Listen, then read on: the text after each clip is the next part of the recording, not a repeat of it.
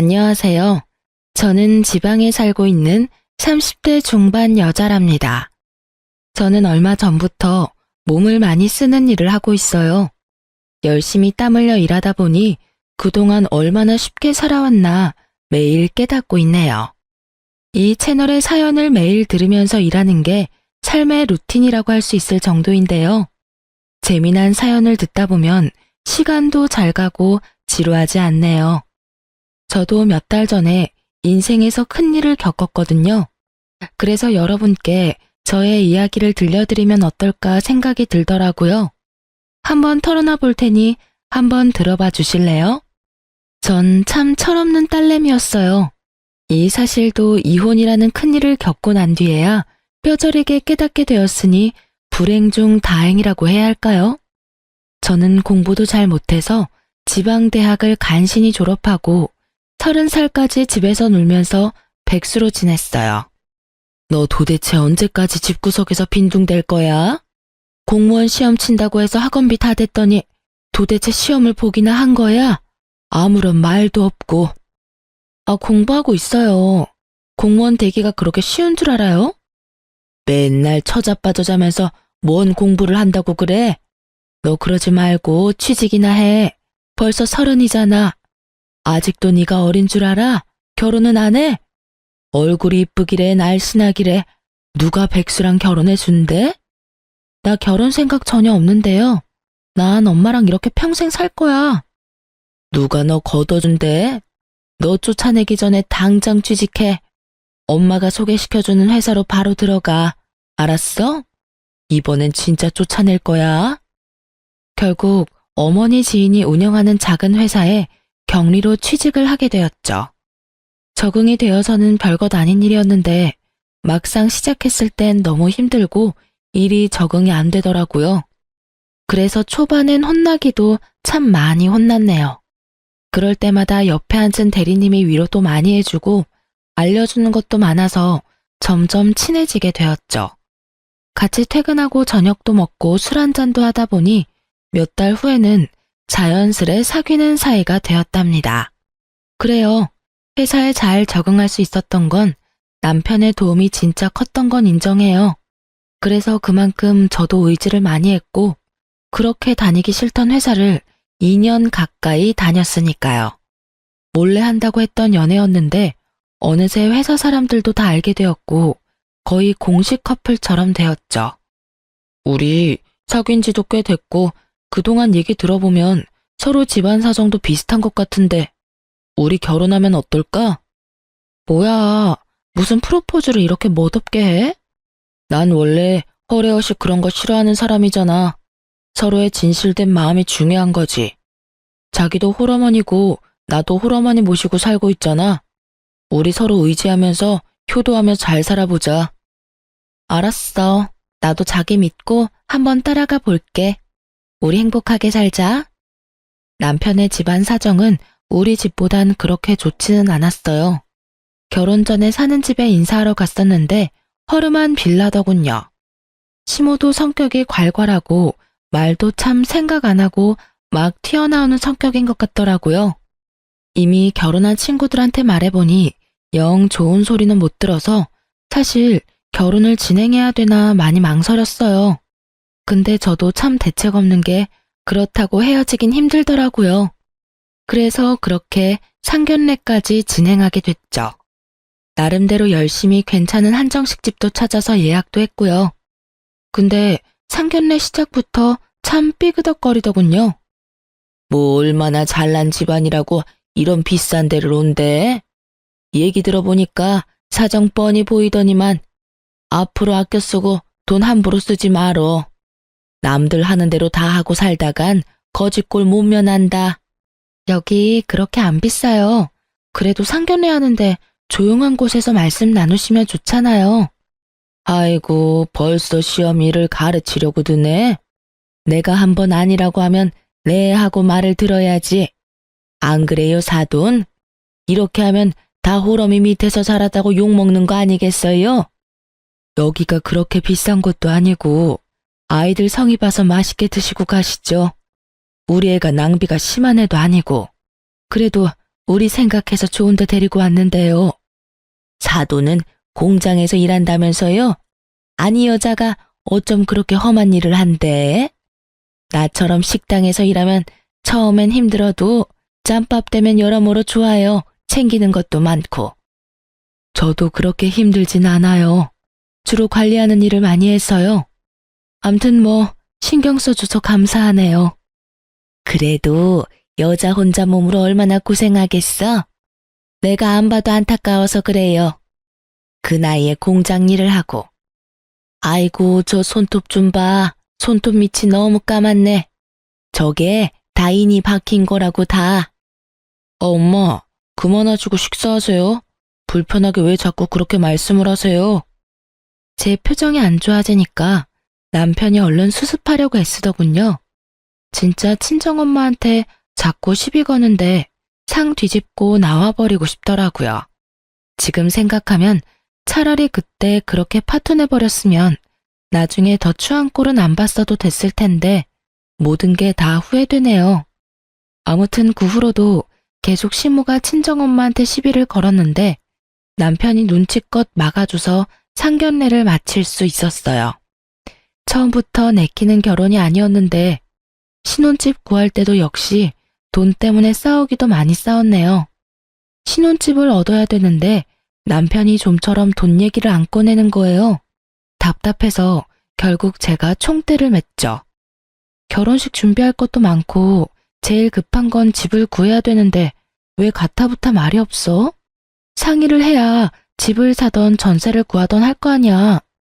뭐 그렇게 급해. 대충 예산 맞춰서 전세 구하거나 정 안 되면 월세로 구하면 되지. 너나 나나 사정 뻔한데. 뭔 사정이 뻔해? 우리 집 와봤잖아. 나름 괜찮은 아파트 살고 있고 자기도 와서 놀랐잖아. 난 그 정도 아파트에선 살고 싶어. 그것도 욕심이야? 둘이 사는데 빌라에서 시작해도 되지. 꼭 아파트에서 살아야 해. 너 은근히 진짜 허세가 있다. 사실 나 모은 돈 5천만 원 있어. 집 구하려면 대출 좀 많이 받아야 해. 넌 일 시작한 지 얼마 안 됐으니까 모은 돈도 없을 거 아니야? 난 모은 돈은 없지만 엄마가 마련해 주신대. 근데 자기가 마련하는 금액만큼 똑같이 주신다고 했단 말이야. 대출 좀 받아서 이왕이면 집 매매해서 시작하는 게 여러모로 좋지 않을까? 그럼 5천만 원 해주신다는 거네? 그럼 모으면 1억이네. 그걸로 어디 빌라 월세나 전세 알아보자. 형편껏 사는 거지. 넌 왜 그렇게 욕심이 많아? 제가 싫다고 해도 막무가내로 허세만 가득한 여자로 몰아가는 게 너무 짜증이 나더라고요. 말이 빌라지 그 정도 가격 집이면 진짜 오래되고 안 좋은 곳만 구할 수 있을 텐데 제가 왜 그렇게 희생해야 하는지 전 이해가 안 됐어요. 대출을 받으면 될 텐데 대출 받으면 무슨 큰일 나는 사람처럼 절대 안 된다고만 하는 것도 답답하고요. 저는 철없게도 친정엄마에게 하소연을 했죠. 제 말을 가만히 듣고 있던 엄마가 차갑게 말씀하시더군요. 그러게 누가 넉넉지 않은 집으로 시집가래? 남자 속도 맹꽁이만 하고만. 엄마가 말 좀 해주면 안 돼? 나하고는 말이 너무 안 통해. 도대체 1억으로 무슨 집을 얻는다는 거냐고. 네 남편 될 사람이면 네가 구워 삶아야지. 내가 뭔 말을 해? 그러면 이서방한테 5천만 원 더 대출받아서 1억 채우라고 해. 그럼 내가 딱 2억 해준다고. 그 정도면 작은 아파트 전세는 구할 수 있을 거 아니야. 제가 남편한테 말을 전하기가 무섭게 시모한테 전화가 온 거 있죠? 네 엄마가 2억을 보태준다고 했다면서? 그게 정말이냐? 아니, 니네가 무슨 돈이 있어서? 어머니, 사돈인데 네 엄마라고 하시는 건 좀 아닌 것 같네요. 네, 맞아요. 상철 씨가 1억 준비하면 2억 해주신대요. 너무 감사한 일이죠. 공장 잔업하면 돈을 많이 준다더니 일을 아주 많이 하나 봐. 어디서 그렇게 큰 돈을 턱턱 준다는 말을 해? 아니면 뭐 대출이라도 받는데? 자식이 결혼한다는데 대출이라도 받아서 보태주신다면 고마운 일이죠. 어머님도 상철 씨 좀 도와주시는 게 어때요? 그래, 안 그래도 상철이가 어렵게 대출 얘기를 꺼내길래 내가 집 담보로 5천 해주기로 했다. 네 엄마가 무리하는 것 같아서 나도 최대한 돕는 거니까 앞으로 양가 어머니들한테 잘하고 살아라. 그나저나 사돈이 너무 무리한 거 아닌가 싶네. 아주 딸 하나 있는 게 뼛골까지 다 빨아먹네. 공장에서 일하면서 뭐 얼마나 번다고? 우리 엄마 그 정도 능력은 되세요. 자꾸 깎아내리는 말투로 그렇게 말씀하시는 건 좀 아니지 않아요? 누가 어머니한테 그렇게 말하면 기분 좋겠어요? 나도 참으려고 했는데 넌 뭐 이쁘게 말하는 줄 알아? 그렇게 버릇없이 말하면 홀어머니 밑에서 자란 거 흉 잡히고 결국은 다 네 엄마 욕먹이는 거야. 상철 씨도 홀어머니랑 사는 거 똑같은데 이해해주지는 못할 망정 그렇게 말하시면 되나요? 그것도 다 어머님 얼굴에 침 뱉는 거 아닐까요? 제가 그렇게 일갈하자 시모가 차마 말을 잇지를 못했죠. 얼굴을 보지 않아도 시모 얼굴이 울긋불긋해지는 걸 느끼겠더라고요. 정작 2억이나 조건 없이 주시는 친정엄마는 아무 말도 없으신데 시모는 겨우 5천 주고는 온갖 생색을 다 내는 게 얼마나 웃기던죠. 저는 그런데도 속도 없이 좋다고 친정엄마 돈 받아서 아파트로 전세를 구해 들어갔죠. 신혼생활은 행복할 거라고 애써 믿었던 것 같아요. 시모는 매주 전화를 해서 속을 긁긴 했지만 그래도 신혼 초에는 나름 남편과 사이도 좋고 꿀도 떨어지고 좋았어요. 남편도 막상 아파트에서 살게 되니까 편하고 좋다고 만족스러워 하더라고요. 둘 다 직장 다니느라 바빠서 양가 어머니를 자주 뵙지도 못했거든요. 문제는 제가 임신 준비를 한다고 직장을 그만두고 시간이 생기면서부터 시작되었죠. 제가 빨리 아기를 갖기를 바라셨던 친정엄마는 보약도 맞춰주시고 보양식도 자주 만들어주셨어요. 이번 주말에 이서방이랑 같이 집에 와. 엄마가 전복 싱싱한 거 샀으니까 한 상 차려줄게. 내가 전복 좋아하니까 또 이모한테 부탁했어? 고마워요, 엄마. 토요일 저녁에 갈게요. 제가 해산물을 좋아해서 신경 써주신 엄마한테 너무 감사하더라고요. 그래서 신나서 남편한테 말했는데 예상외로 반응이 미지근했어요. 워낙 공짜를 좋아해서 엄청나게 좋아할 줄 알았거든요. 우리 집에 가기 싫어? 요즘 맨날 나 혼자 가서 맛있는 거 먹어서 엄마도 신경 쓰이신 모양이야. 이번 주엔 꼭 같이 가자. 그래 뭐. 근데 장모님이 요리하시는 거지? 그럼 당연하지. 우리 엄마 음식 엄청나게 잘하셔. 그러고 보니 우리 집 와서 밥 먹은 적이 한 번밖에 없는 것 같네? 이상하다. 그렇게 토요일이 되고 친정집으로 신나게 갔죠. 엄마도 일찍 일을 마치시고 우리를 위해서 요리를 하고 계시더라고요. 이서방 오랜만에 보네. 시장하지? 내가 금방 차릴 테니까 조금만 기다리게. 저 그렇게 배 안 고파요. 천천히 하세요.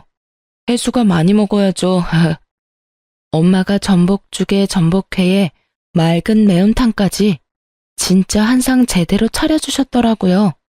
저는 너무 행복해하면서 정신없이 먹었죠. 근데 남편은 매운탕 국물만 깨작대고 잘 먹지를 않더라고요. 표정도 잔뜩 굳어있는 게 화난 사람처럼 보였어요. 왜 그렇게 못 먹어? 배라도 아픈 거야? 음식이 입맛에 안 맞나? 아니면 전복 싫어하는 거 아니야? 다른 거 줄까? 아닙니다. 배가 살살 아픈 것 같기도 하고 좀 그러네요. 제 걱정하지 마시고 많이 드세요. 저도 적당히 먹고 있습니다. 배부르게 먹고 집으로 돌아가는 길에 엄마가 저를 위해서 만들어두신 음식들을 바리바리 싸주셨죠. 저는 감사하고도 기쁜 마음으로 냉장고 정리를 하고 있었어요. 남편이 못마땅한 얼굴로 갑자기 시비를 걸더라고요. 이제 전업주부인데 요리는 직접 해야지. 장모님이 해주신 것만 날름 받아 먹을 거야. 이제 장모님이 해주신 거 가져오지 마. 엄마가 나 몸 보양한다고 최고급 재료만 공수해서 만들어주시는 건데 왜 가져오지 말래? 정성을 봐서라도 다 먹어야지. 내가 차마 이런 말은 안 하려고 그랬는데 장모님 손톱이 너무 더럽지 않아?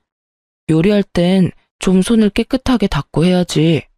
아까 보니까 요리하시는 내내 손톱끝이 더럽던데 좀 비위상하더라. 뭐라고? 나 너무 놀라워서 이해가 안 되는데 그럼 지금 우리 엄마 손이 더러워서 우리 엄마가 해주는 음식을 안 먹었다는 거야? 아무리 비위가 강해도 그 손으로 주물럭거리는 거 보면 누구라도 입맛 달아나. 난 그래도 장모님 생각해서 좀 먹어줬잖아. 네가 장모님한테 잘 말씀 좀 드려봐. 참나 기가 막혀서. 아니 그런 이유면 남자가 툭 까놓고 우리 엄마한테 물어봤으면 엄마도 잘 대답해 주셨을 거야. 더러운 때가 아니라 기계 벨트에 염색된 거라서 씻어도 안 지워지는 거야. 더럽다고 말하니까 너무 실망이고 속상해. 내가 잘못했다고? 지나가는 사람 다 잡고 물어봐. 그런 손으로 음식 만지는데 좋아할 사람 있냐고. 그래? 죽어도 미안하다는 말은 안 하네? 앞으로 나는 우리 엄마가 주시는 음식이랑 식재료 다 갖다 먹을 거니까 당신은 먹지 마. 더러운 손으로 만진 거 어떻게 먹겠어? 앞으로 당신 밥은 당신이 해결해. 아, 진짜 별것도 아닌 걸로 유세 떨기는. 그래, 알았다고 알았어. 내가 더러워서 안 받아 먹는다. 끝까지 사과도 안 하고 친정엄마를 업신여기는 남편의 태도에 진짜 정이 확 떨어지더라고요. 그래서 그 후로 남편의 밥은 일절 챙겨두지 않았어요. 임신에 대한 마음도 사라져버렸고 남편과의 사이는 점점 더 멀어져만 갔답니다. 그렇게 한 2주 정도 투명인간 대하듯이 지내니까 지도 안 되겠는지 슬슬 말을 걸고 제가 좋아하는 음식을 사와서 먹으라고 하고 그러더라고요. 결혼한 지 1년도 안 됐는데 뭐 이혼할 수도 없는 거고 저도 그냥 넘어가 줬죠. 그렇게 일단락은 됐지만 그래도 서운한 마음은 계속 앙금처럼 가라앉아 있더라고요. 결혼한 지 2년쯤 되었을까요? 제가 1년 정도를 전업주부로 지내고 임신도 잘 되지 않자 남편이 눈치를 주기 시작했죠. 내가 돈을 많이 버는 것도 아닌데 이제 슬슬 직장 구해서 일해야 하는 거 아니야? 어차피 아기도 잘 안 생기잖아. 그래서 병원 다니고 있잖아. 내가 병원 가서 같이 검사 좀 받자니까 맨날 바쁘다면서 한 번을 안 가주면서 지금 일하라고 눈치 주는 거야? 아니, 집에서 맨날 아무것도 안 하고 스트레스만 받지 말고 차라리 일을 하는 게 더 나을 것 같다 이거지. 당신이 배달시켜 먹는 것만 해도 한 달에 얼만 줄 알아? 식비 좀 아껴야지. 당신 진짜 웃긴다. 배달시켜 먹는 거 다 내 카드로 내는데 무슨 소리야. 암튼 식비 좀 줄이자는 거야 내 말은. 안 그래도 내일 저녁에 엄마가 집에 오라고 하시던데. 당신 안 가면 나 혼자 가서 밥 먹고 올게. 엄마 밥 먹은 지도 오래됐고. 굳이 저한테 같이 가자고 하지 않는 게 이상하긴 했지만 그런가 보다 하고 넘겼죠. 근데 다음날 시모집에 갔다 온 남편이 양손 가득 검은 비닐봉지를 주렁주렁 들고 들어오는 거예요. 그게 다 뭐야? 뭐 사왔어? 아니, 엄마가 우리 먹으라고 음식을 좀 많이 싸주셨어. 당신이 뭔지 보고 냉장고에 정리 좀 해. 저는 식탁 가득 널브러져 있는 비닐봉지에서 음식들을 꺼내기 시작했어요. 아주 가지각색으로 비닐에 쌓여 있어서 꽁꽁 얼어있더군요. 뭐가 뭔지 구별도 전혀 되지 않을 정도였어요. 꽁꽁 언 백설기도 있고 포장이 뜯어진 채로 얼린 어묵은 그나마 나은 거라고 봐야 했어요. 먹고 남은 반찬들을 얼린 게 대부분이었거든요. 참 어이없는 건 초록색이라 나물인 건 같은데 도대체 뭔지 구별이 안 된다는 거죠. 뭔지 알지도 못하고 언제 만들어진 줄도 모르는 걸 어떻게 먹을 수가 있겠어요? 아 진짜 보는데 열이 확 뻗치더라고요. 당신은 이거 보고 아무 생각이 안 들어? 이걸 지금 먹으라고 가져온 거야? 왜 또 시비야? 엄마가 우리 식비 아끼라고 바리바리 싸주신 건데 고맙다고 인사하진 못할 망정 뭐가 문젠데? 이거 봐. 이게 뭔 거 같아? 뭔지 알지도 못하는 걸 뭘 믿고 먹어? 먹고 탈이라도 나면 어쩌려고. 아 진짜 까다롭게 구네. 장모님이 싸준 건 그렇게 좋다고 먹으면서 우리 엄마가 준 건 싫다 이거야? 우리 엄마가 이런 거 싸줬어? 다 현지 공수한 싱싱한 재료로만 보내주시고 음식도 그날 요리한 걸 보관통에 담아주셨어. 이렇게 꽁꽁 얼어서 분간도 안 되는 거랑 같아? 난 이런 거 안 먹을 거니까 다신 갖고 오지 마. 그렇게 아까우면 당신이 다 먹어. 식비 많이 절약해.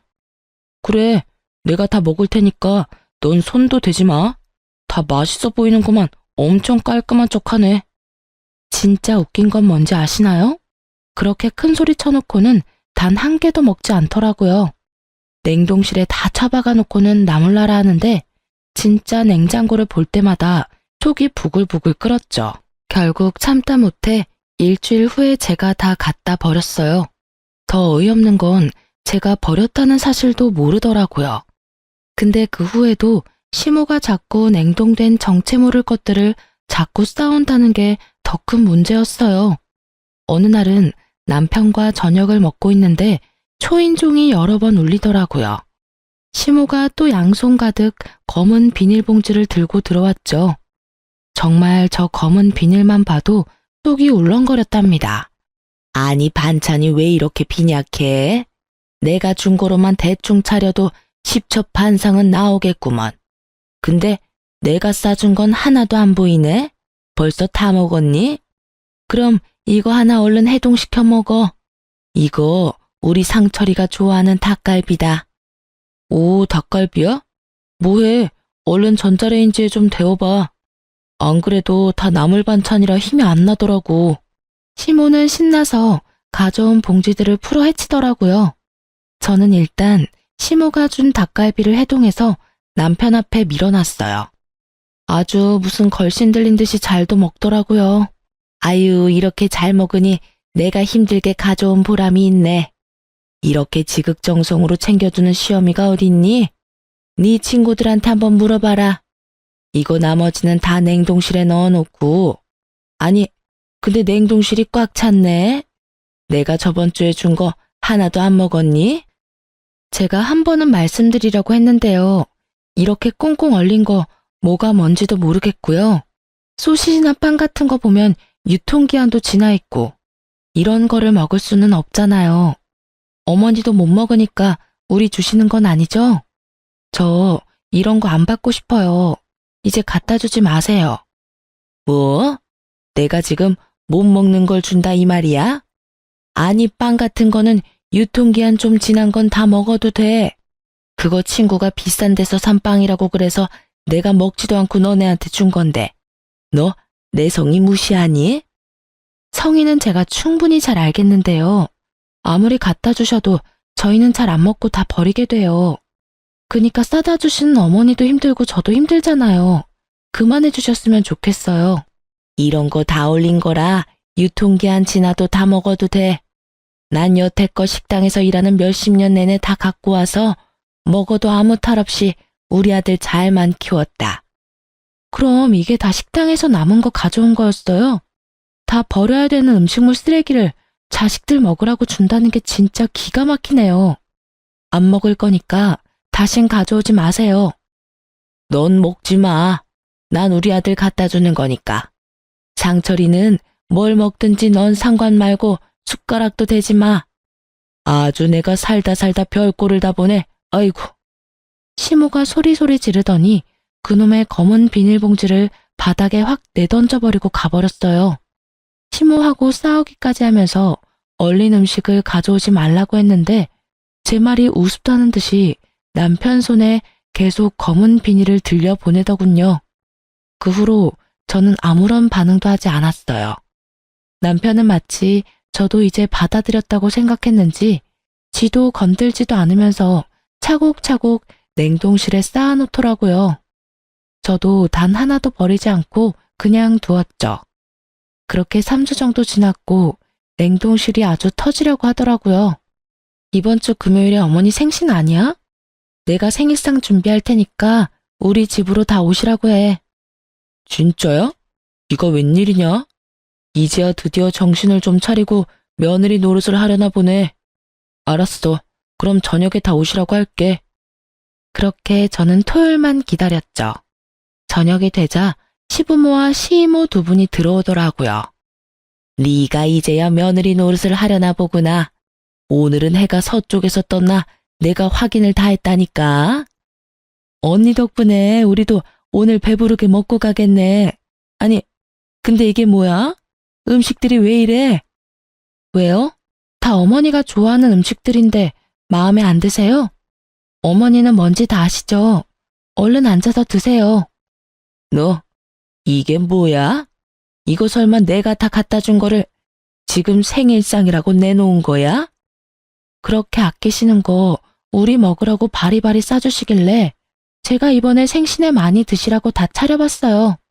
아버님도 앉으시고 이모님들도 맛있게 드세요. 얼굴이 빨갛게 변한 시모가 씩씩대더니 상을 확 엎어버렸답니다. 이게 아주 시모를 우습게 알고 나를 엿먹여? 봉순이 밑에서 자라서 인상도 궁핍한 게 처먹으라고 갖다 주면 고맙게 받아먹을 것이지. 어디서 지금 시부모한테 이딴 짓을 해? 뭐라고요? 공순이?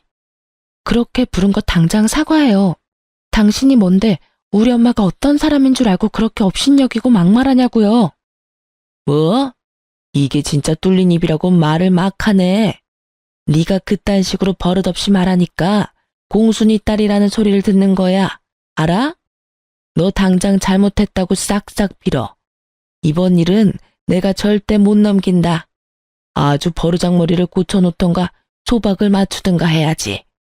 나야말로 이렇게 구질구질하게 살 줄 알았으면 결혼 절대 안 했어요. 우리 엄마랑 나는 그쪽처럼 그렇게 구차하게 안 살았으니까 같은 취급하지 말라고요. 이게 아주 맛이 갔네. 오냐, 네가 소박 맞으려고 작정을 했구나. 너는 그냥 넘어갈 수가 없다. 아주 먼지나게 맞아봐야 정신을 차릴래? 너무 어이가 없게도 시모가 손을 높이 쳐들고 제 뒤통수를 3개 때리는 거 있죠? 제 인생 통틀어서 남한테 맞아본 적이 처음이라 순간 너무 당황스럽더라고요. 그 상대가 시모라니 기가 막힐 노릇이죠. 제가 놀라서 시모를 바라보니 시모가 이를 악물고 또 저를 때리려고 손을 올리더라고요. 저는 열을 받아서 시모 팔을 탁 잡아서 옆으로 확 꺾어버렸죠. 시모가 아고고 소리를 내며 옆으로 팍 넘어졌어요. 그때 퇴근하고 들어오던 남편이 그 상황을 보고 제 어깨를 팍 밀치면서 눈을 부라리며 말했죠. 야, 너 미쳤어? 니까짓 게 뭔데 감히 우리 엄마를 밀어? 바락바락 소리 지르는 것까진 내가 참아보려고 했는데 너처럼 대바라진 애를 본 적이 없어. 이걸 확. 이 순간이 제 인생에서 가장 지우고 싶은 순간이에요. 지금 다시 생각하면서도 피가 솟구치고 손이 벌벌 떨리네요. 남편이 욕을 짓거리면서 발로 제 허리를 팍 치는 게 아니겠어요. 저는 힘도 못 써보고 벽으로 거의 날아가다시피 했죠. 저는 너무 열을 받아서 옆에 있던 리모컨이며 물건들을 남편한테 마구 던졌어요. 네가 뭔데 날 때려? 우리 엄마도 한 번도 안 때리고 키웠는데 네가 뭔데? 더 이상 못 참아. 당장 이혼해. 이혼하자면 누가 쫄 줄 아냐? 네가 그렇게 말해주니 아주 고마울 지경이다. 맹하게 생겨서 고분고분 말 잘 듣고 우리 엄마 말도 잘 들을 것 같아서 데리고 살라고 했더니 아주 가관이네. 네가 몸매가 좋냐 이쁘기라냐 뭐 하나 마음에 드는 것도 없는 게 결혼하자마자 일 때려치우고 맨날 빈둥빈둥 쳐놀기나 하고 이 주제에 취집이라도 한 줄 아냐? 그러게 말이다. 어디서 되먹지도 못한 게 굴러들어와서 우리 집안을 말아먹고 있어. 상철아, 얘 당장 쫓아내. 이렇게 개뿔도 없으면서 낭비병만 심 안에 끼고 있어 봤자 너한테 도움 하나도 안 된다. 개뿔도 없이 구질구질하게 사는 건 당신네지. 돈 많은 집구석으로 가는 게 취집이지. 이딴 거지 같은 집구석에 와서 내 돈 써가면서 사는 게 취집이니? 아주 어이가 없는 인간들이네. 네 엄마 행색이 구질구질한 거지. 이래서 집안을 보고 결혼을 해야 했었는데 거지 같은 집구석이랑 결혼하니까 아주 될 일도 안 풀린다니까. 너도 벌써 집구석에서 밥이나 축 내는데 나중에 네 엄마까지 내가 책임져야 하는 건 아니지 않냐? 아무리 생각해도 이건 내 손해다. 너 당장 내 집에서 나가. 내 집 같은 소리 하네. 이 집 구할 때 우리 엄마가 돈 더 보태준 거 잊었어? 공동 명의인 것도 까먹었냐? 이 금붕어 대가리야? 니까짓 게 뭔데 우리 엄마 노후를 책임져? 별 어이없는 걱정을 다 하고 있네. 야, 너야말로 내 인생에서 이만 꺼져. 진짜 징그럽다 징그러워. 그래, 당장 이혼해. 나중에 내 바지가랑이 잡고 매달려도 소용없어. 난 너 같은 빈대 떼어내고 새삼 살 거니까. 알았냐? 눈이 벌게져서는 소리를 바락바락 지르고 있는 남편놈의 얼굴을 보니 참 그동안 내가 알고 있던 인간이 맞나 믿어지지 않더라고요. 아니죠. 이 얼굴이 숨겨왔던 진짜 얼굴이었던 거죠. 그리고 남편놈은 다음날 회사도 안 가고 법원에 가서 이혼 서류를 가지고 왔더라고요. 도장을 아주 당당하게 내 앞에서 찍더니만 이혼 서류를 바닥에 내던지더라고요. 야, 당장 도장 찍어. 네 꼬락선이 다시는 보기 싫으니까 빨리 짐 싸서 네가 나가라. 내가 어떻게든 전세 빨리 빼서 돈 해줄 테니까. 내가 널 뭘 믿고 돈도 안 받고 나가? 오늘 회사도 안 간 김에 대출 받아서 당장 내 돈 다 돌려줘. 그럼 내가 바로 도장 찍어줄 테니까. 이게 아주 이혼 안 하려고 수를 쓰고 있네. 내가 너랑 갈라설 수만 있다면 내 영혼이라도 판다. 기다려. 내가 어떻게든 돈 구해서 10원 한 장 안 틀리고 돌려줄 테니까. 남편이 아주 적극적으로 나와준 덕에 빠르게 3달 만에 합의 이혼을 마칠 수 있었죠. 법원을 나서면서 무슨 하찮은 벌레 보듯 쳐다보던 남편놈의 눈빛을 잊을 수가 없네요. 저는 엄마가 속상해하실까봐 말하지 않으려고 했는데 이혼하고 다시 친정으로 들어가야 했기에 죄송하고 부끄럽지만 모두 털어놓을 수밖에 없었죠. 저의 이야기를 모두 들은 엄마가 불같이 화를 내시더라고요. 너는 바보처럼 그걸 혼자 다 떠안으려고 했어? 쓸데없는 건 엄마한테 잘도 말하면서 제일 중요한 걸 혼자 끌어안고 끙끙대? 이 화상아, 내가 처음부터 그놈이 마음에 안 들었어. 그래서 너한테도 절대 집안 얘기하지 말라고 했던 거야. 네 인생 개차반으로 만들어놨으니 내가 그놈도 절대 가만 안 둔다. 장 사장한테 당장 말해서 모가지 자르라고 해야겠다. 남편과 제가 만났던 그 직장 기억하시죠? 사실 그 사장님은 엄마와 고등학교 동창 사이로 결혼 전에도 저를 챙겨주신 고마운 분이세요. 엄마에게 모든 말씀을 다 들었는지 저한테 전화를 다 주셨더라고요. 혜수야, 잘 사는 줄 알았는데 이게 무슨 일이야? 안 그래도 이대리 워낙 불성실하고 다른 직원들도 일 처리에 불만이 많아서 나도 요즘 눈여겨보고 있었다. 글쎄 얼마 전엔 사장이 여자라서 회사가 발전이 없다나 그딴 소리를 하는 걸 직접 들었지 뭐니? 그래도 네 남편이니까 잘 봐주려고 했었는데 언제 소리 소문 없이 이혼을 한 거야? 이대리가 이혼했다는 거는 아주 철저히 숨기는 것 같더라. 저랑 이혼하면 아주 사방팔방 자랑할 것 같더니 입 다물고 있는 것도 웃기네요. 사장님이 저랑 아는 사이인 걸 알아서 그런가 봐요. 암튼 나도 요즘 사정이 안 좋아서 권고사직할 몇 명 추려놨는데 이대리가 포함된 건 꼭 너 때문은 아니야. 물론 내가 너 어릴 때부터 봤던 이모인데 네 편 들어주는 건 또 당연한 거 아니겠니? 감히 내 조카 같은 너를 업신여기고 상처를 주다니 나도 용서 못한다. 남편놈은 그렇게 권고사직을 당하게 되었나 보더라고요. 엄마가 장 사장님과 오랫동안 통화를 하시고는 저한테도 상세하게 말씀해 주셨죠. 권고사직 당하니까 아주 개거품을 물고 사장실까지 찾아가서 따지더란다. 뭔 고발을 하겠다나 뭐라나 한바탕 난리를 쳤다나? 지 혼자 잘린 것도 아니고 다른 몇몇도 같이 잘릴 거였는데 혼자 난리를 치는 게 괘씸해서 장 사장이 힘들어도 다른 직원은 다 안고 가도 너는 절대 안 된다고 하고 끌어내버렸단다. 거기서도 진상짓 제대로 했네. 장 사장님이 저 때문에 고생하신 것 같아서 죄송해서 어째요? 아니야. 원래 싹이 노란 놈이었다고 속이 시원하다더라. 돈도 없는 주제에 뭔 고소를 한다고 설치는지. 아유, 넌 어째 골라도 그런 덜 떨어진 놈을 골랐니? 그렇게 2달 정도가 흘렀죠. 저는 직장을 알아보고 있었지만 사실 준비하는 게 있어서 엄마 일을 주로 도우며 조용히 지냈어요. 어느 날 집에 왔는데 엄마한테 전화가 왔죠. 너 지금 뭐 하고 있니? 당장 우리 공장으로 좀 와. 갑자기 뭔 일인데 그래요? 나 지금 할 거 많은데. 너 안 오면 아주 후회할걸? 내가 세상에 얼마나 놀랐는지 모른다. 오늘 우리 공장 생산직 2명 새로 뽑는데 글쎄 네 전 남편 놈이 떡하니 면접 보러 와 있지 뭐니? 아니 그게 진짜예요? 지금 바로 가요. 좋은 구경 놓치면 안 되지. 저는 불이 나게 엄마 공장으로 차를 몰고 갔죠. 사무실에 도착해서 살짝 훔쳐보니 긴장한 표정으로 의자에 앉아있는 남편놈이 보이더라고요. 이제 앞으로 어떤 일이 펼쳐질지는 꿈에도 모르겠죠. 저는 남편이 면접 보는 사무실 뒷문으로 살짝 들어가서 뒤에 조용히 앉았답니다. 드디어 엄마가 다른 이사님과 함께 사무실로 들어섰죠. 남편놈이 친정엄마를 발견하고는 흠칫 놀라더군요. 최 이사, 아무리 정직원이 아니라도 그렇지 면접 보러 온 지원자 상태가 영 아닌 거 아니야? 그래도 경력직 위주로 뽑은 건데 불편하신 점이라도 있으십니까, 사장님?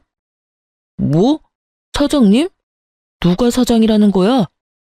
아니, 면접 보러 온 사람이 지금 누구한테 삿대질하고 있어? 당신 뭐야? 저 아줌마가, 아니, 우리 장모님이 이 공장 사장님이라는 거예요. 공장 직원이 아니고 사장이라고요? 내가 자네한테 공장에서 일한다고 했지 직원이라고 한 번이라도 말한 적 있나? 뭐 눈에만 뭐만 보인다고. 지레짐작으로 내가 공장에서 일한다고 무시한 거 모를 줄 알아? 아니, 장모님, 제가 언제 장모님을 무시했습니까? 저는 너무 힘든 일을 하실까봐 걱정이 돼서 그런 거죠. 이렇게 큰 공장을 하시면서 어떻게 저한테 한마디 말도 안 하셨습니까? 저 진짜 서운합니다, 장모님. 기가 차서 말도 안 나오네. 내 딸이랑 결혼했을 때는 장모님이라고 한 번도 안 부르더니만 다 끝난 마당에 웬 장모님? 너같이 분수도 모르고 시건방진 놈이 내가 공장 가진 걸 알았으면 어떻게 나올지 뻔히 보여서 혜수한테 절대 말하지 말라고 했다 이놈아. 개뿔도 없는 놈이 감히 우리 딸을 무시해? 장모님, 오해십니다. 무시라뇨. 혜수가 우리 어머니하고 너무 심하게 싸우고 이혼하자고 노래를 불러서 제가 어쩔 수 없이 이혼해 준 겁니다. 전 진짜 이혼하기 싫었다고요. 장모님은 제 마음을 좀 알아주세요. 저는 지금도 혜수랑 재결합하고 싶습니다. 도와주십시오, 장모님. 사실 엄마는 외할아버지가 하시던 원당 공장을 2대째 운영하고 계시는데 허름해 보이지만 벌써 20년 가까이 해온 가업이라 재정 상태는 아주 탄탄하답니다. 그리고 주변 공장이랑 토지도 다 엄마 명의로 되어 있고요. 제가 어릴 때 공장을 담보로 다른 사업을 하려고 노리던 아버지와 이혼을 하시고 지금까지 여자 혼자 몸으로 힘들게 공장을 지켜오셨답니다. 워낙 멋도 안 내시고 일만 해오셔서 다른 사람이 보기엔 초라해 보일 수 있어도 사업을 이렇게 오랜 시간 해오시는 것만 봐도 진짜 대단하시다고 생각해요. 그런 엄마를 공순이라고 무시하던 시모와 전 남편 놈인데 이젠 엄마 앞에서 딴 말하는 걸 보니 피가 거꾸로 솟았죠. 당사자가 뒤에서 똑똑히 다 듣고 있는데 어디서 거짓말이야? 당신이 나서서 한 이혼인데 누구한테 지금 덤탱이를 씌워? 여전히 치졸하고 이기적인 건 여전하네. 백수되더니 아주 초췌해진 게 돈이 많이 없나 봐? 어쩌지? 난 일을 안 해도 그쪽보단 신수가 좋은 것 같은데. 뭐야, 여보도 있었네? 여보, 내가 이혼한 뒤로 하루하루 후회하면서 살고 있어. 당신한테 연락하고 싶어도 염치가 없어서 하지도 못하고 매일 우는 내 마음을 알아? 여보, 우리 다시 시작하자. 내가 당신이랑 장모님 도와서 이 공장에서 열심히 온몸 다해 일할게. 누가 여기서 일 시켜준대? 너는 식당 일하는 네 엄마 집에 빌붙어서 그렇게 평생 비참하게 살아. 나는 너랑은 다르게 평생 잘 먹고 잘 살 것 같은데? 장모님, 그러면 이 공장에서 일이라도 할 수 있게 해주십시오. 지금 우리 어머니도 허리 다쳐서 식당에 못 나가시고 제가 빨리 취직해야 하거든요. 나이가 있어서 취직도 잘 안 되고 너무 힘듭니다. 제발 여기서 일하게 해주세요. 너랑 네 엄마가 우리 딸을 식충이 취급하고 얼마나 무시했는데 어디서 지금 취직시켜달란 뻔뻔한 개소리가 나와? 당장 우리 딸 앞에서 꺼져. 이 공장에서도 꺼지고. 전 남편이 엄마 앞에서 무릎 꿇고 소리치면서 울기 시작하자 보다 못한 직원들이 남편 놈을 정문 밖으로 끌어내버렸죠. 철문을 흔들고 난리를 쳐서 결국 경찰까지 불렀답니다. 경찰이 오자 겁을 먹었는지 아주 조용히 따라가는 꼴이 참 우습더군요. 더 웃긴 건 뭔지 아시나요? 다음날 엄마가 격양된 목소리로 전화가 왔답니다. 아주 염치가 없는 게 아주 아들이나 어미나 똑같다. 세상에, 오늘 네 전시모가 공장까지 찾아온 거 있지? 나 보라고 그러는지 허리에 복대까지 차고 온갖 아픈 척을 다 하면서 나한테 사부인 하는데 얼마나 소름이 끼쳤는지 모른다. 아니, 그 아줌마가 엄마 공장에는 왜 왔대요? 그 망할 놈의 옆에 내가 글쎄 살살 아양을 떨면서 니네 둘이 재결합시키자는 거 아니니? 내가 어디서 미친 소리 하고 있냐니까 그럼 자기 아들 여기 취직이라도 시켜달라고 사정하더라. 내가 진짜 일하느라 시간 없어 죽겠는데 별 인간들한테 다 시달린다. 이혼하고는 지네한테 빌붙지 말라더니 진짜 뭐 하는 짓들인지 모르겠네. 나 때문에 엄마가 고생하셨네. 미안해요, 엄마. 고생은 무슨? 올해 무슨 과일 세트까지 사왔길래? 내가 우리 딸한테 어디서 썩어 빠진 음식 주면서 베푸는 척하는 그딴 집구석에 다시 우리 애를 보내냔 말이 나오냐고 소리소리 질러줬다. 과일 세트도 면상에 던져버리니까 아주 바들바들 떨면서 갖고 도로 도망가더라. 경찰 부를까봐 뒷동대면서 가는 꼴이 얼마나 볼만했는지 모른다. 아무튼 이제 또 오면 바로 신고한다고 했으니까 함부로 못 찾아올 거야. 그렇게 전 남편과 지긋지긋한 악연은 끝나게 되었답니다. 이 글을 쓰면서도 제가 얼마나 남자 보는 눈이 없었는지 깨닫고 있네요. 답답한 딸내미 때문에 속에 천불이 났다는 우리 엄마. 너무 미안하고 또 빨리 철들어서 효도해야겠다는 생각이 드네요. 쓰다 보니 글이 참 길어졌네요. 지금은 엄마 공장에 취직해서 열심히 일을 하고 있어요. 예전에 하기 싫었던 일이지만 지금은 감사한 마음으로 가장 기본적인 일부터 차근차근 배워가며 하고 있어요. 남편과 시모한테 시달리던 날들보다는 몸은 힘들지만 하루가 보람차고 즐겁답니다. 요즘 엄마가 농담 삼아 말씀하시거든요. 엄마가 목숨 걸고 지킨 가업을 딸인 제가 망하게 만들면 안 된다며 조금 혹독하게 가르쳐야겠다고 말이에요. 저도 엄마가 어떻게 지킨 공장인데 누가 되지 않게 더 열심히 임하려고 해요. 참으로 부족하고 못난 딸 때문에 매일 고생하는 우리 강 여사님. 이제는 엄마 말 항상 귀 기울이며 살도록 할게요. 사랑합니다. 지금도 엄마가 이 사연 듣고 있을 거거든요. 부끄럽지만 제 이혼 사연이 누군가에게는 큰 힘이 되길 바랍니다. 지금까지 제 이야기를 들어주신 분들 모두 감사하고 다들 행복하시길 바랄게요.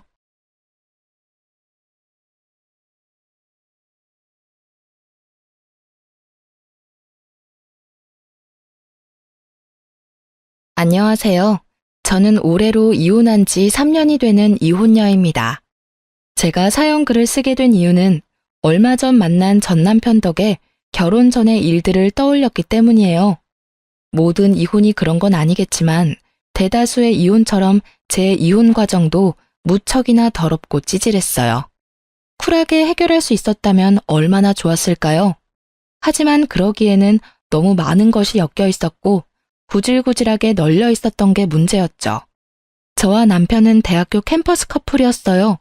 보통 CC라고 부르는 연인 사이였는데 대학 졸업 후 바로 아이가 생기는 바람에 어린 나이에 결혼하게 된 경우에 해당해요. 보통 어릴 때 결혼하면 나중에 안 맞아서 힘들다고 하는 사람도 많은데 저희는 정말 30대 후반까지 이 결혼을 잘 이끌어왔어요. 서로가 잘 맞는다기보다는 잘 맞춰주는 사람들이었고 둘 다 소란스러운 걸 싫어했기 때문에 그 결이 잘 맞았던 것도 있었죠. 어려서 만나서 같이 고생해서 결국 자가로 집 마련한 것도 서로 돕지 않았다면 가능하지 않았을지도 모르죠. 공동 명의로 된 제 집을 보며 어찌나 마음이 뿌듯했는지 몰라요. 사실 저는 성미가 급하고 뭐든 닥치는 대로 해결해야 하는 타입이에요. 그래서 조금은 느긋하고 제게 잘 맞춰주는 남편과는 좋은 사이를 유지할 수 있었어요. 성격이 완전히 다르면 오래가지 않는다고는 하지만 남편은 제 성격을 다스려줄 수 있는 그런 포용력도 있었거든요. 그런 남편에게도 장점 같은 단점이 있었는데 한 가지에 빠지며 아주 그것만 깊게 좋아한다는 거였어요. 그렇지만 그것 때문에 저희 사이가 틀어지거나 한 적은 절대 없었어요. 남편이 저를 포용하듯 저도 남편을 존중해줘야 한다고 생각했거든요. 남들이 보기에는 꽤 이상적으로 보이는 저희 가정에 문제가 생긴 건 첫째 아이가 유치원에 가던 해에 일어났어요. 그 당시 저는 둘째를 가지려고 애쓰고 있었어요. 남편은 외동아들이고 시댁에서는 그런 남편 때문인지 아들을 원하더라고요. 물론 첫째 딸도 무척 좋아해 주셨어요. 그렇지만 그것과는 별개로 아들이 하나 있었으면 좋겠다는 뜻을 은근히 내비치셨거든요.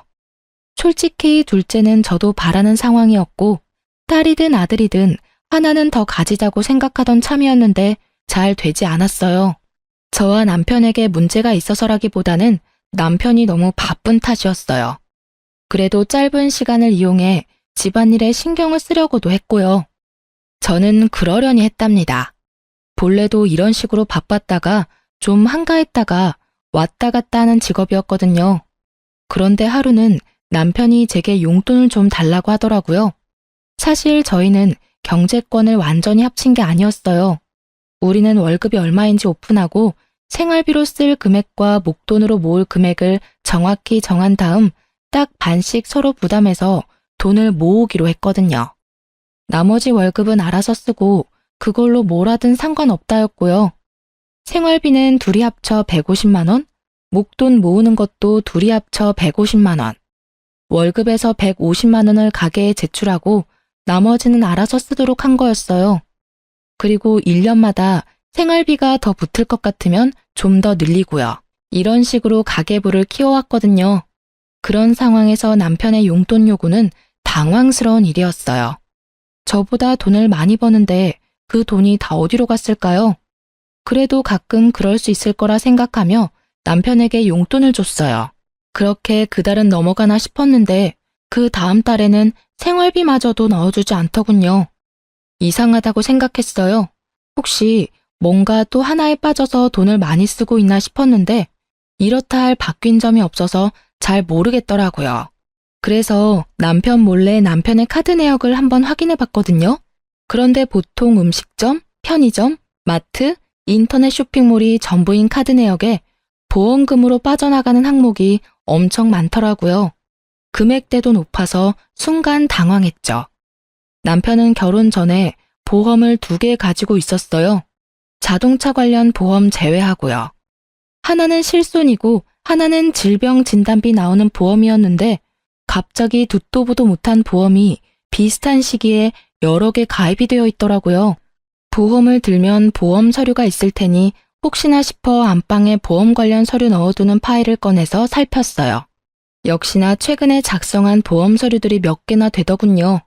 거기서 발견한 게 이 보험을 설계해준 설계사의 명함이었어요. 그리고 거기 적힌 번호가 무척 눈에 익더군요. 남편의 핸드폰으로 가끔 전화 오는 번호였는데 남편은 일로 만나는 사이라고 했었거든요. 그런데 보험 설계사와 보험 청구할 일도 없는데 그렇게 자주 연락할 일이 없잖아요. 그때 살짝 그런 생각이 들었어요. 남편이 이 여자한테 호구 잡힌 건 아닌가 하는 생각이요. 게다가 전화 받을 때마다 저 듣지 못하도록 옷방에서 받고 오고 솔직히 여태껏 남편이 한눈을 판 적이 전혀 없었고 그런 기미도 없었기 때문에 저도 마음을 놓았던 건지도 모르죠. 증거도 없고 아무것도 없는 데다가 남편 카드 내역에도 모텔 같은 내역은 없었기에 저는 미리 그런 불미스러운 일이 일어나지 않도록 미리 남편에게 이야기하기로 했어요. 싹은 애초에 잘라버리는 게 좋으니까요. 저는 그날 남편을 기다렸어요. 탁자 위에는 남편 보험 가입 서류들과 보험 설계사의 명함을 탁 올려놓고요. 그날따라 일찍 돌아온 남편은 절 보더니 깜짝 놀라더라고요. 뭐해? 여기서? 당신 기다렸어. 나 좀 볼까? 많이 바쁜 일이야. 나 좀 씻고 밥도 좀 먹고 나서 들으면 안 될까? 안 돼. 이거 듣고 씻고 밥 먹어. 저는 남편을 맞은편에 앉도록 했어요. 저는 서 있었죠. 남편을 아래로 내려다보면서 고압적인 자세가 남편을 위축하게 만들었는지 아니면 이 공기가 평소와 다르다고 느꼈는지 저를 힐끔힐끔 쳐다보더니 탁자 위에 놓인 서류 더미로 눈을 옮기고는 화들짝 놀라 다시 날 쳐다보더라고요. 거기서 약간의 확신을 더 얻었죠. 내가 결혼하기 전에 절대 용서 못하는 거 이야기해줬는데 혹시 기억나? 아니, 기억 안 나는데. 나는 바람 피는 남자는 절대로 용서를 못해. 단 한 번이라도 들키면 나는 모든 관계 정리하고 남보다 더 못한 사이로 지낼 거라고 그때 이야기했어.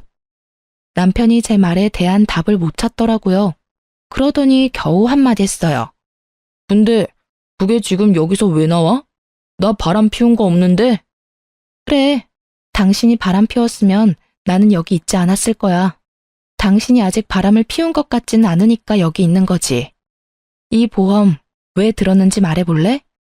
오, 다 필요해서 가입한 거야.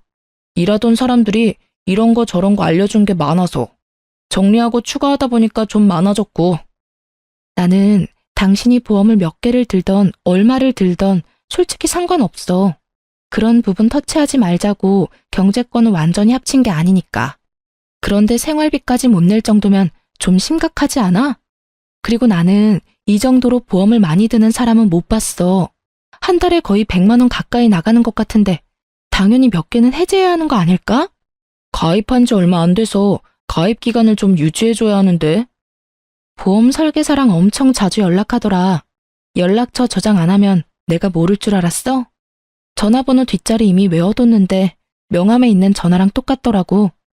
가입이 다 끝났는데 왜 연락을 유지해? 둘이 무슨 사이야? 혹시 썸 타니? 그런 거 아니야. 그냥 궁금한 게 있어서 연락하는 거지.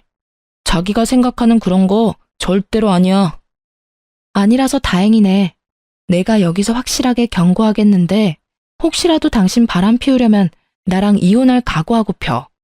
다른 여자 만날 거면 재산 반 떼어주고 애 뺏기고 온 집안에 망신당할 각오로 하라는 말이야. 알아들었어? 알아들었어. 근데 진짜로 나 그런 거 아니라니까. 왜 어림짐작으로 사람을 이렇게 몰아붙여. 아니라면 됐잖아. 그리고 그 여자랑 별 사이 아니면 당장 필요 없는 보험 해지해. 그거 끌어안고 가면서 집에 돈 축나는 꼴 나는 못 봐. 만약에 그거 해지 안 하면 당신이 바람핀다고 생각하고 그 여자 찾아갈 거야. 제가 그 여자를 찾아가겠다고 말하니 남편이 저를 쳐다보며 알겠다고 나지막이 대답하더라고요. 확인했어. 다음 달 카드 통장 내역 내가 확인할 거고 카드사에 직접 전화해서 물어볼 거야. 만약에 저 보험들 다 갖고 있으면 어떻게 되는지 알고는 있지? 아, 그러지 말고 차라리 내가 보는 앞에서 그 여자한테 전화하던지 보험사 직접 전화해서 해지해. 그럼 깔끔하겠네. 오, 지금 저녁이라서 업무가 안 되는 거 아니야? 내가 내일 알아서 정리할게. 아냐, 내가 있어야 정확하잖아. 그러면 내일 내가 점심시간에 당신 회사 앞으로 갈게. 밥 먹으러 나와. 밥 먹는 김에 처리하면 되지. 그럼 되겠지? 남편은 제 말에 반박도 하지 못하고 고개만 끄덕였어요. 그리고 그 다음날 점심시간에 저는 남편 회사로 찾아갔어요. 저와 남편 회사가 그리 멀지 않아서 가능한 일이었고 저는 오후 반차를 쓰고 나온 거라 시간이 넉넉했거든요. 그렇게 식사 자리에서 저는 남편에게 전화를 하라고 시켰어요. 누가 봐도 하기 싫은 거 억지로 하는 얼굴로 남편이 보험회사에 전화해서 가입한 거 다 해지한다고 하더군요. 그리고 몇 개 해지를 하고 나서야 저는 방긋 웃어줬어요. 체할까봐 말 안 했는데 이제 밥 먹으라며 남편에게 식사를 권했어요. 그런데 식사가 끝나갈 무렵에 남편에게 전화가 오더라고요. 남편이 황급히 전화를 끄는 걸 보니 그 여자인 것 같더라고요.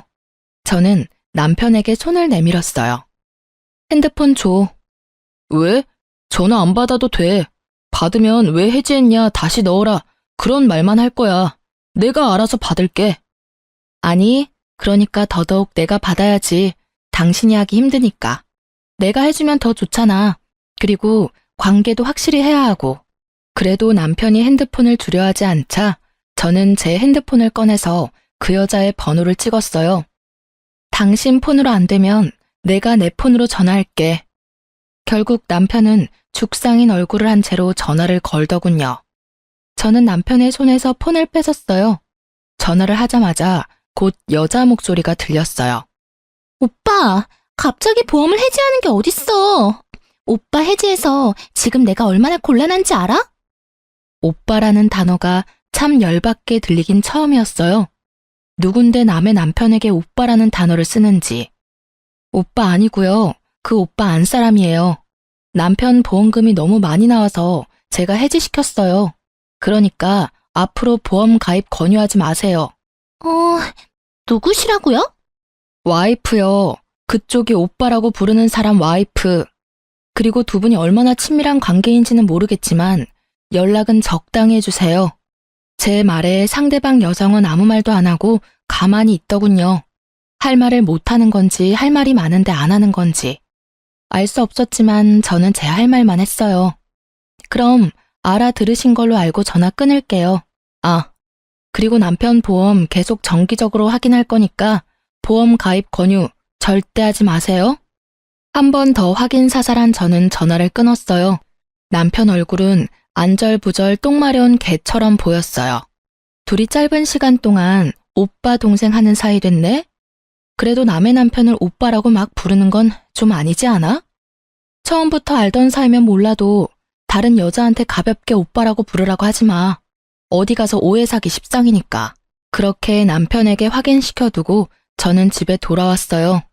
돌아오는 길에 확신이 들었어요. 그 여자가 제 전화에 침묵한 이유부터 시작해서 남편의 그 똥마려운 표정까지. 분명히 둘 사이에 어떤 감정적인 교류가 있기는 한 것 같았어요. 그러지 않고서야 아무런 사이도 아닌데 저의 불쾌한 전화를 그렇게 조용히 넘어가진 않았겠죠. 그런데 아예 말을 안 하는 걸 보니 자기가 말을 잘못 꺼냈다가 뭔가 뽀록 나면 안 될 것 같아서 그런 선택을 한 것 같더라고요. 제가 봤을 때는 그 여자와 썸을 타고 있었거나 아주 극 초반이었겠죠. 솔직히 화가 너무너무 났지만 그래도 이 정도 선에서 제가 알아채고 끊을 수 있어서 다행이라고 생각했어요. 그렇지만 내심 찝찝한 마음은 가라앉지를 않더라고요. 점점 더 남편을 의심하게 되고 일거수일투족을 감시하게 됐어요. 그렇게 정기적으로 남편의 카드 내역을 검사했고 남편은 그럴 때마다 죄인이 된 것처럼 제게 카드 내역을 보여주고 검사받았어요. 그렇게 몇 달이 지나고 그 보험 사건이 잠잠해질 때쯤 저는 습관처럼 남편의 카드 내역을 확인하고 있었어요. 앱에 매번 들어가 확인하기 귀찮아서 메시지를 확인하는데 별거 없더라고요. 그런데 증거는 다른 곳에서 튀어나왔어요. 바로 남편의 지갑에서요. 남편은 영수증을 지갑 안에 잘 정리하는 습관이 있는데 그날 제가 현금을 빼지 않아서 현금을 써야 할 일이 생겼거든요. 그래서 남편에게 이야기하고 남편 지갑에서 돈을 꺼내는데 잘못해서 영수증이 우르르 떨어져 버렸거든요. 결국 영수증을 정리하는데 하나 몇십만 원이 넘는 걸 산 내역이 있었어요. 그런데 메시지를 확인했을 때는 그 내역이 없었거든요. 분명히 남편이 메시지를 지운 거였다는 확신이 들었어요. 저는 그 영수증만 몰래 챙겨서 주머니에 넣었어요. 남편에게는 아무 말 없이 지갑도 돌려놨죠. 남편도 제가 지갑은 검사 안 하니까 거기다가 아무 생각 없이 끼워 넣은 것 같더라고요. 결국 저는 그 영수증으로 남편이 무엇을 샀는지 추적하기 시작했어요. 우선 가게가 어디인지 알아보기 위해 영수증에 적힌 곳을 인터넷으로 찾아봤어요. 주얼리 샵이더군요. 그리고 전화를 해서 남편이 산 물건이 뭐였는지 확인을 부탁했죠. 제가 산 물건과 겹치면 안 된다고요. 그랬더니 알려주더라고요. 고가의 팔찌였어요. 저는 최대한 이성을 유지하기로 했어요. 조만간 저의 결혼 기념일이 있으니 그때 저에게 줄 선물일지도 모르잖아요. 그렇게 일주일을 참아 결혼 기념일이 되었는데 남편이 제게 선물을 주더라고요. 몇만 원짜리 티셔츠였어요. 그것도 남편과 커플티. 딱 봐도 남편 취향인 옷이었죠. 자기가 갖고 싶었던 옷을 사는 김에 제 것까지 산 것 같다는 느낌이 팍 들었죠. 저는 남편이 바람을 핀다는 걸 확신하고 남편과 상간녀의 증거 사진을 확보하기로 했어요. 생각보다 어렵지는 않았어요. 주말에 일을 간다고 해놓고 나와서는 남편 뒤를 따라다니며 사진을 찍었거든요. 그리고 남편과 모텔에 들어가는 여자의 사진을 건졌어요. 여자는 투피스 정장에 화장도 헤어도 완벽하게 해서 누가 봐도 전문직 여성처럼 보이더군요. 그 여자가 누구인지는 몰랐지만 저는 분노로 몸이 바들바들 떨리는 걸 느꼈죠. 그때 그렇게 주의 주고 바람 피우면 끝이라고 이야기까지 했는데 아예 제 말은 무시하고 또 여자랑 바람을 피고 있었으니 남편에게 모든 걸 터뜨리기 위해 좀 더 증거를 모으려던 그때 친정엄마에게 전화가 왔더라고요. 너 혹시 요새 보험하니? 응? 그게 무슨 소리야? 보험이라니. 아니, 김서방이 나더러 보험 하나 들라고 해서 들었는데 금액도 너무 비싸고 나한테 필요 없더라고. 내 보험 관리해주는 설계사한테 이야기했더니 굳이 안 들어도 된다는데 김서방이 그렇게 들라고 해서 일단 가입을 하긴 했는데 아님 김서방이 보험 쪽으로 직업 바꿨어? 저는 친정엄마의 말에 열이 팍 오르는 걸 느꼈어요. 최대한 가라앉혔던 분노가 터져서 진짜 미칠 것 같더라고요. 또 보험. 더 이상 가깝게 지내지 말라고 경고했건만 여전히 만나는 것도 모자라 남편을 통해 저희 부모님까지 건드린 여자. 제 눈이 돌아버리는 것도 당연했던 건지도 모르죠. 우리 남편이 엄마한테 보험을 들라고 했다고? 보험금 엄마가 내는 거야? 아니, 3개월까지는 자기가 내주겠다는데 이거 진짜 가입해도 되는 거 맞아? 너 목소리 들어보니까 가입하면 안 됐던 거 아니니? 저는 남편의 서랍에서 보았던 수두룩한 보험 가입 서류를 떠올리며 엄마에게 물었어요. 혹시 아빠도 들었어? 그래, 너희 아빠한테도 하나 들어달라고 사정을 해서 그러고선 너한테는 당분간 이야기하지 말라지 않니?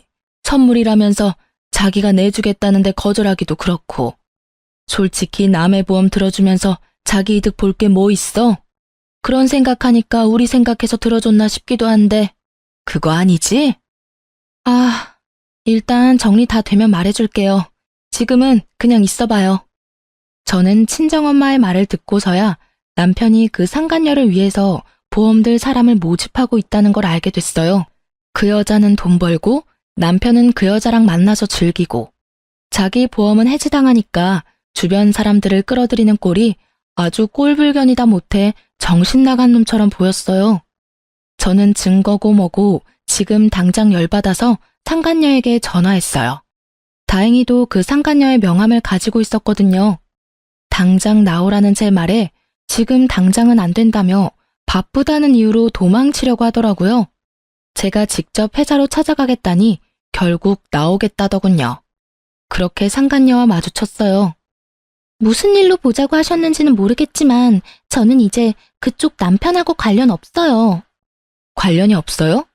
저는 당신이 우리 남편 만나고 있다고 확신하는데. 아니라니까요. 왜 제가 고객을 만나요? 제가 보는 고객이 얼마나 많은데. 그분은 그 중에 한 분이세요. 제발 저한테 그런 억측으로 몰아붙이지 마세요. 그래요? 그럼 얼마 전에 60대 노부부 보험 들어준 거 있죠? 우리 남편 통해서. 그거 해지 좀 해주실 수 있나요? 저희 부모님은 그거 필요 없거든요. 보험 해지는 제가 임의대로 못하죠. 그건 당사자가 하는 거예요. 그리고 그건 따님이라도 강제하실 수 없어요. 필요하니까 들었겠죠. 여하튼 저는 이렇게 개인적으로 만나서 당신하고 할 이야기 같은 거 없는 사람이에요. 앞으로는 이렇게 부르지 마세요. 상간녀는 제가 아무런 증거를 가지고 있지 않다고 생각했나 봐요. 그런데 어쩌나요? 저는 상간녀의 손목에 걸린 남편의 선물이 눈에 들어왔거든요. 팔찌가 참 예쁘네요. 얼마 전에 제 남편이 산 거랑 똑같은 모델이에요. 신기하네요. 그걸 샀다는 영수증은 있는데 저한테 주지는 않더라고요. 아무래도 다른 데 간 모양인데 어디로 갔는지 확실하게 알겠네요. 제가 그 말을 하자 상간녀가 일어나다가 멈칫하더라고요. 그런 불순한 사이가 아니라는 말 잘 들었네요. 그런데 아시죠? 거짓말 하시면 앞으로 있을 소송에 크게 불이익을 받으실 수 있어요. 제 말에 상간녀 얼굴이 흔들리는가 싶더니 더 당당한 표정으로 말하더라고요. 그런 거 아니라니까 참 이상하시네. 그리고 이 팔찌도 흔한 거예요. 제 남편이 사준 거고요. 그 팔찌는 남편분한테 여쭤보는 게 더 빠르지 않을까요? 그렇게 말하고는 빠르게 카페를 빠져나가더라고요. 제가 손에 뭘 쥐고 있는지도 모르고. 아주 이 순간만 모면해 보려고 무리수를 쓰는 모습을 보니 괘씸하더라고요. 당장 죄송하다고 절대 그런 짓 이제 안 하겠다고 해도 내가 용서해 줄까 말까인데. 저는 증거를 들고 집에 갔어요. 이미 남편이 먼저 집에 도착해 있더군요. 그리고 얼굴이 굳어 있었어요. 분명히 상간녀가 남편에게 언지를 줬던 모양이에요. 그 얼굴 보니까 그 여자가 당신한테 전화했나 봐. 참 빠르다. 그렇지? 제 말에 남편은 바로 무릎을 꿇더라고요. 미안하다라는 말을 할 줄 알았어요. 그리고 그 생각이 맞았죠. 그런데 그 뒷말은 제 생각과는 무척이나 달랐어요. 미안해 여보. 하지만 내가 그 여자를 너무 사랑해. 당신이 나랑 이혼해주면 안 될까? 내가 다 정리하고 다 자기 원하는 대로 해줄게. 그러니까 그 여자랑 나랑 이루어지게만 해줘. 이게 무슨 개소리인지. 저는 무심코 뒤통수를 한 대 맞은 기분이었어요. 아니, 자다가 남의 다리 긁는 기분이었죠. 미안하다는 말 뒤에는 응당 절대 그러지 않겠다가 나와야 하는 거 아닌가요? 그런데 그 여자를 사랑하니 헤어지게 해달라니. 야, 이 새끼야. 네가 지금 그걸 말이라고? 너 양심은 어디다 팔아먹었어? 우와, 살다 내가 별꼴을 다 보네. 뭐? 그 여자 사랑하니까 헤어져 달라고? 네가 지금 나한테 그런 말 할 수 있는 자격이 있다고 생각해, 미친놈아?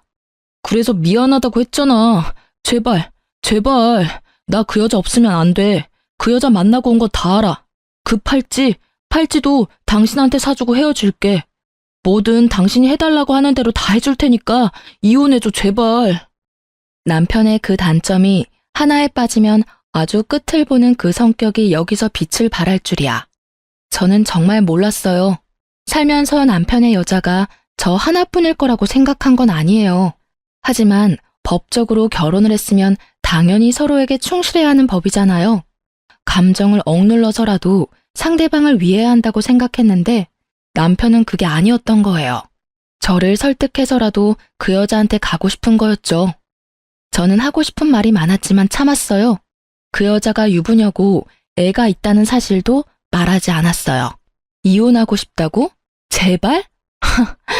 진짜 이제는 정말 지친다. 네가 나한테 사과와 용서를 빌 걸 예상했지. 이런 걸 예상한 건 아닌데. 그래, 이혼해주면 넌 어떻게 할 건데? 그 여자랑 결혼할 거야? 난 그럴 마음이 들었기 때문에 당신한테 이혼해달라고 한 거야. 그러니까 당신이 나를 양보해주면 안 될까? 그리고 당신도 다른 남자 만나봐야지. 우리 대학 때 사귀어서 여태껏 다른 사람 만나본 적 없잖아. 지금 내 마음을 뛰게 만드는 사람이 나타났는데. 그만해, 그만하라고. 네 연애사 듣고 싶은 마음 아니거든? 너 나랑 결혼할 때도 그런 말 하지 않았어? 애까지 딸린 유부남이야. 당신 제발 정신 좀 차리라고. 이혼을 해주면 잘 될 것 같아? 그거 네 착각이야. 그 여자가 너랑 똑같은 마음이라는 건 네 착각이라고. 제가 그렇게 말해줘도 남편은 들은 척도 하지 않더라고요. 오히려 자기 말이 맞는다며 철석같이 믿는 모습을 보니 이제는 돌리기엔 너무 늦었다는 생각이 들더라고요. 이런 미친놈을 데리고 살아봐야 내 인생만 피곤해질 거라고 생각했어요. 너 진짜로 나랑 헤어지고 후회할 생각 없지? 경고하는데 나는 이혼하면 재결합이나 번복은 안 해. 그거 알고도 네가 그렇게까지 말한다면 알았어. 내가 너랑 이혼해줄게. 너를 위해서가 아니라 나를 위해서 이혼하자. 대신 내가 원하는 거 다 해주기로 한 거 잊지 마.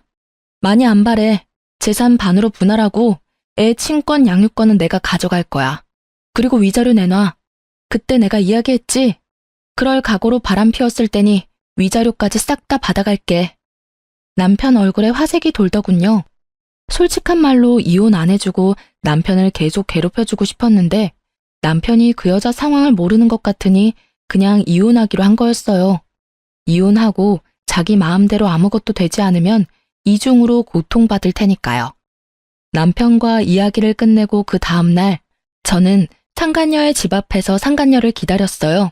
집은 당연히 뒤를 캐서 알아냈죠. 그렇게 상간녀 집 앞에 있는데 그 여자가 한 남자랑 팔짱을 끼고 돌아오고 있더라고요. 제가 먼저 말을 걸었어요. 안녕하세요. 우리 이야기 좀 할까요? 제 등장에 상간녀 얼굴이 사색이 되더니 할 말 없다며 집으로 들어가려고 하더라고요. 남편분인 것 같은데 인사라도 드릴게요.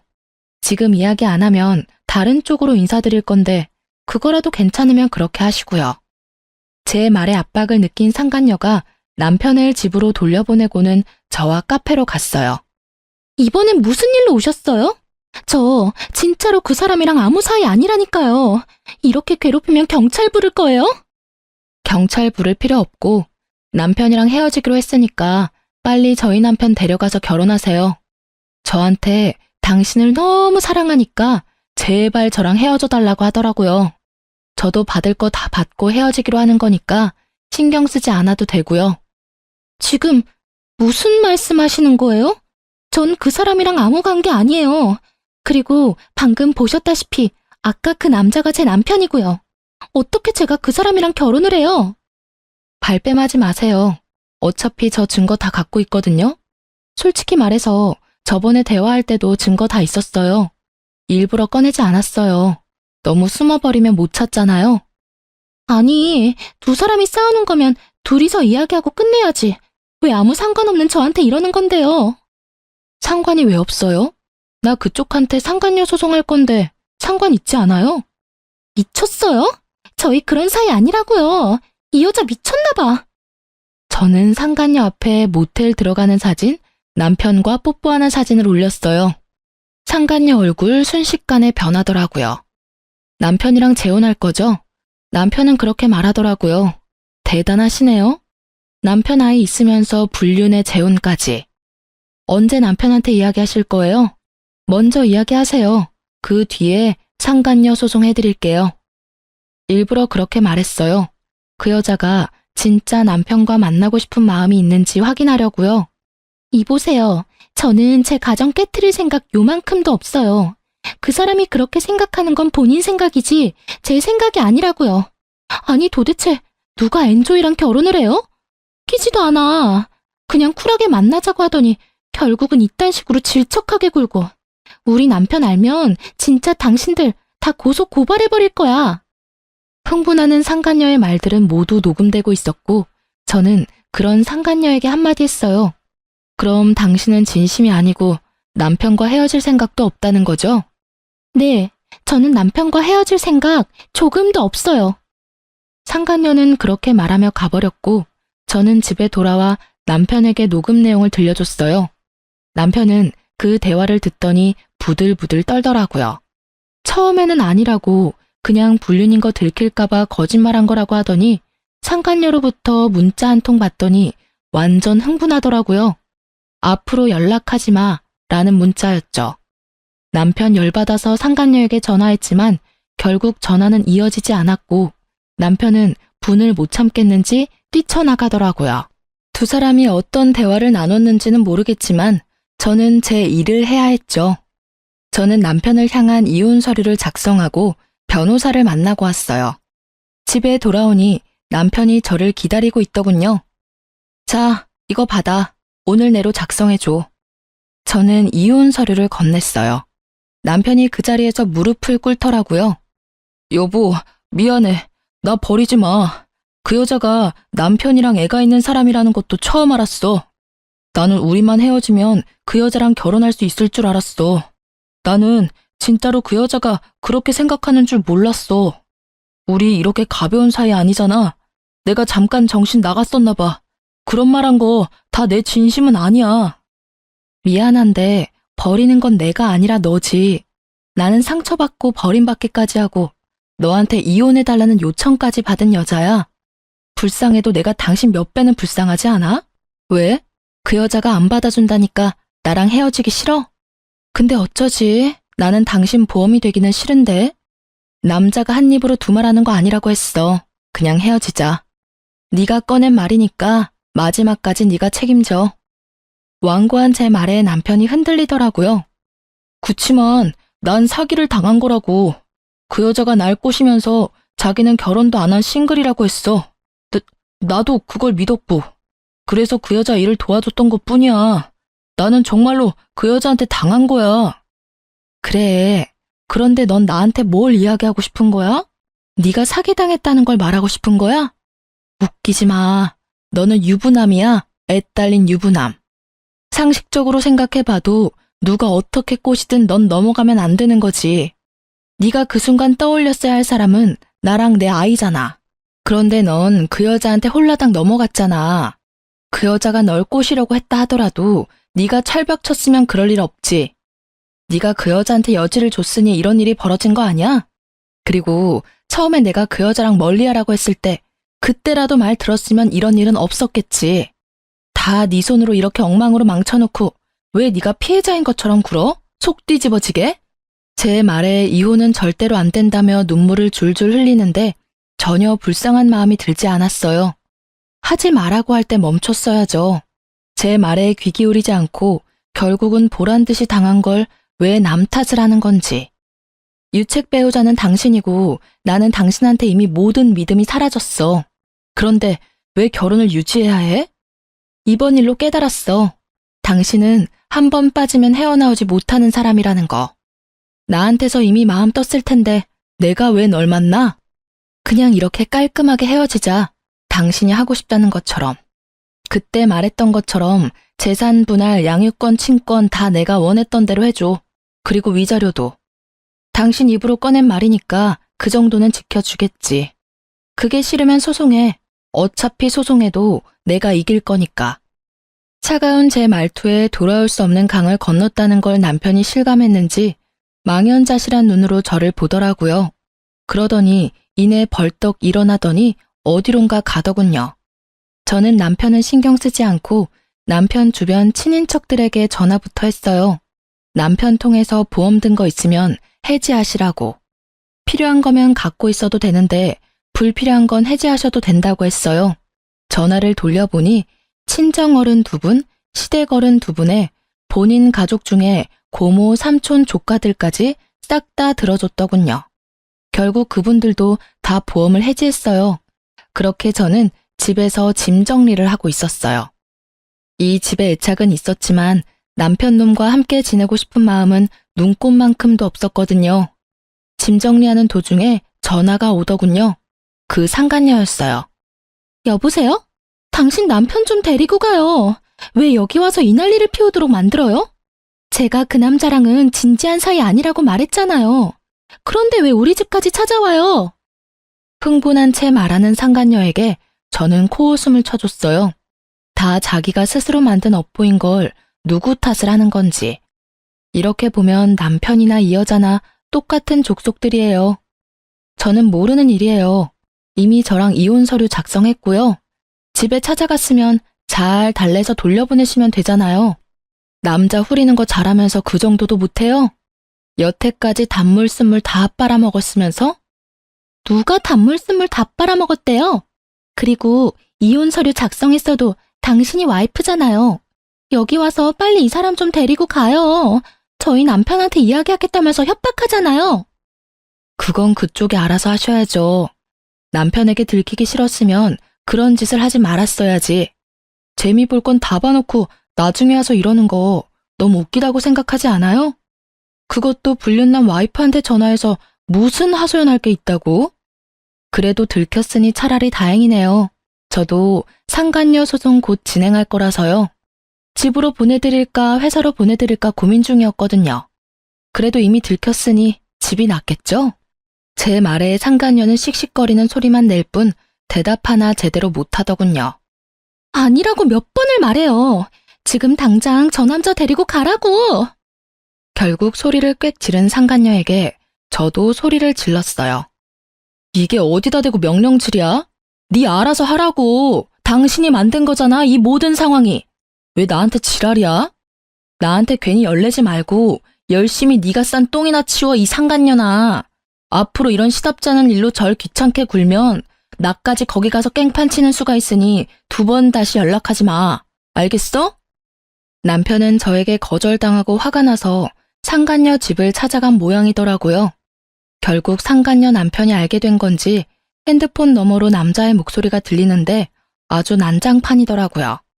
욕설이 난무하고 여자는 아니라며 사정사정하고 남편은 보란듯이 증거사진 보라며 난리고 그 혼란스러운 상황이 너무도 귀에 쏙쏙 들어오더라고요. 이왕이면 직접 눈으로 보고 싶었는데 딱 제가 바랐던 그림이었거든요. 남의 가정 파탄내놓고 자기 가정 지킬 수 있을 거라 생각했다면 그거야말로 오산이죠. 그렇게 저와 남편은 무사히 이혼했답니다. 남편은 저와 이혼하면서 그렇게 울었어요. 왜 우는지 모르겠더라고요. 지가 이혼하자 해놓고 피해자인 척 다하는 그 모습이 아주 불쾌하게 느껴질 정도였죠. 그렇게 저는 받은 돈으로 아이와 살 집을 구하고 이래저래 바쁘게 살았어요. 남편 생각은 전혀 나지 않을 정도로요. 둘이 잘 살기라도 했으면 열받아서 더 생각났겠지만 아예 파투난 걸 봐버리니 그냥 보고 싶지 않은 생각만 들었죠. 그러다 얼마 전 우연찮게 전 남편을 만났어요. 별거 아닌 일이었고 아이와 관련된 일 때문이라 만났어요. 못 보던 사이에 몸집이 2배가 됐더라고요. 살이 엄청 쪄 있길래 이유를 물으니 스트레스로 인한 폭식 때문에 살이 좀 쪘다고 하더라고요. 그래서 요즘은 어떻게 지내? 새로운 사람은 만나고 다녀? 새로운 사람? 이 꼴로? 나 그 여자한테 당한 이후로 여자는 안 믿어. 특히나 직업적인 걸 핑계로 다가오는 사람은 다 못 믿어. 그 여자랑 결혼했을 줄 알았는데 결국은 당신도 혼자 됐네. 그 여자는 이혼당했다는 이야기 들었어. 뭐 서로 이혼한 처지끼리 만날 수도 있잖아. 잘해봐. 죽고 못 사는 사이였는데. 그 여자가 나한테 한 짓을 생각하면 진짜 신고해도 모자랄 정도지만 나도 내가 나쁜 짓을 했다는 걸 알고 있으니까 참는 거야.